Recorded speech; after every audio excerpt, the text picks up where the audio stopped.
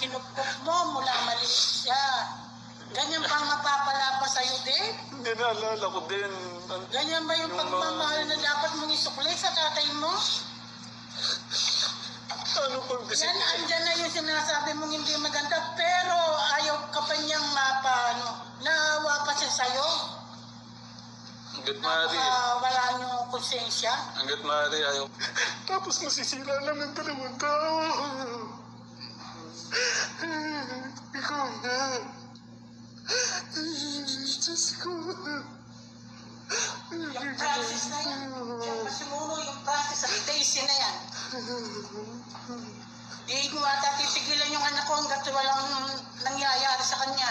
Napakasama yung tao.